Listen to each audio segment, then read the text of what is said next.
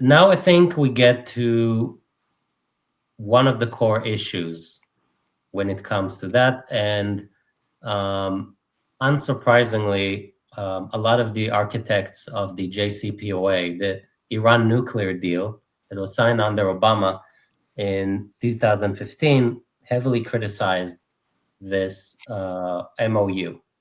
Were they right to criticize it, Ellie? What's your point? Maybe from their standpoint, they are right to, because they they might argue, well, we already negotiated this. We already negotiated a sort of inspections regime that included IAEA oversight and various mechanisms, and they would argue that Iran was sticking to it.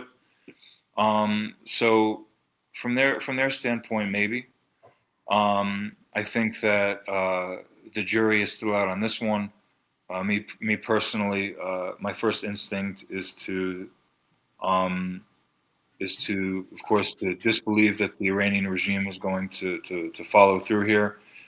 They're going to have to um, give up so much.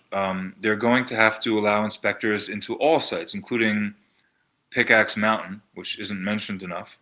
I think when it comes to assessing Iran's nuclear enrichment capabilities, this is a site that is built way, way underground, much deeper than Fordo is dug. Um, so I think the jury's still out on this one. But look, I mean, there are so many. I don't mean to go off on a tangent here, but there are so many voices in Iranian media uh, who are calling for the development of a nuclear weapon. I mean, if that's the case, and if it's true that the new supreme leader believes that, unlike his father, truly does believe that Iran needs to go for at least nuclear weapons capability, which is not necessarily the same thing as procuring or developing nuclear weapons, weaponization. Then I think we have a lot to be worried about. So I would just argue against the sort of Ben Rhodes of the world and the Pod Save America bros and all those folks, and we might they might be the topic of a future episode, Asaf. Yeah. But they would say, well, we already negotiated something like this, and not only did we negotiate something like this, we didn't give up everything that the United States is giving up in the rest of the MOU. So maybe I will say, with all the criticism I have on when it comes to the JCPOA, I will say on that point they do have a point. Like, at least they had some mechanism, detailed process and limitations and restrictions on the development of nuclear weapon in terms of like enrichment and inspection and all that stuff.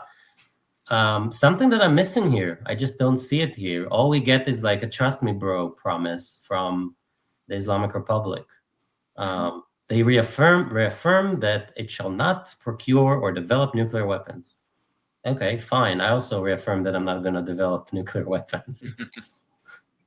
And I have a better track record in keeping my word than the Islamic Republic. So I don't know. Well, you set the bar pretty low, but I would agree. I would agree. I love that, and I love that you used the word reaffirm. This is how you know the Iranians wrote this. Reaffirm. Yeah, we already said, like, it's okay, their so own. what about Operation Ahmad, which supposedly ended in '03. Yeah. And also other steps that were taken by the regime to say to keep to add to their freezer from which they could draw in the future should they choose to develop nuclear weapons capability, weaponize and develop nuclear weapons capability. But yeah, I think that some of those critics there, they do have a point here. This is, I mean, is this ever going to be negotiated? Is this part of the MOU ever going to be negotiated? I don't know. Like negotiated with and an agreement actually reached on it. I mean, I don't. I don't know. I do have to add, we have to be, fair, and it's probably wasn't the intention of the Trump administration. They probably had no idea about this development, but this clause actually caused a lot of internal fraction within the regime, because you still have hardliners who refuse to even, negotiate and say anything remotely suggesting that they should stop enriching uranium and developing nuclear weapons. So you have those, and it's been very tensed among different factions within the regime when it comes to this clause, even though, it's indefensible clause to us, but they would still oppose it because it just the mention of the word like shall not procure or develop nuclear weapons bothers a lot the That's true. super hardline. I would say they're all hardliners, but the super hardliners within the Islamic Republic. Yes, and it's true. And I read about this between Ahmad Vahidi, the new head of the IRGC, on one side, and on the other side, Ghalibaf and Araghchi, the Speaker of the Parliament and Foreign Minister, respectively. Although again, they're hardliners too. But no, I mean that. So let's say this is a concession by Vahidi's IRGC to the so-called political echelon of Iran. I hear you. Okay. Let's move on to the next point. Number 9. Okay. Number 9 and 10, I guess. Okay. Pending the final deal, the United States of America and Islamic Republic of Iran agree to maintain the status quo. The Islamic Republic of Iran will maintain the current status quo of its nuclear program, and the United States of America will not impose any new sanctions and will not deploy additional forces in the region. Okay. I mean, the status quo, what is the status quo? And do we all view the status quo through the same lens? Right. This might be intentionally vague. Intentionally vague.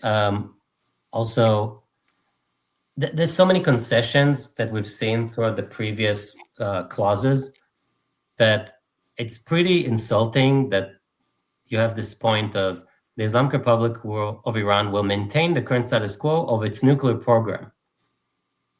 So the U.S. conceded so many points before that, but the status quo means like nothing will happen, which again, very problematic. So the Iranians can still enrich uranium to 90%. I mean, is that right? So is that the status quo? That's what I understand from it. Me too. So I don't know. Maybe I'm wrong, and I need to sharpen my reading comprehension skills. But that's what I understand. Yeah, I'm with you. I'm totally with you. English is your native language, so tell me what you understand here. So I don't know. As we've learned, Asaf, from working with each other, or sometimes the Israelis have better English skills than Israelis have better English skills than some of our American colleagues. So I think they just don't want to understand. I don't think they don't understand. I think it's intentional. I think I know who you might be talking about there. Yes.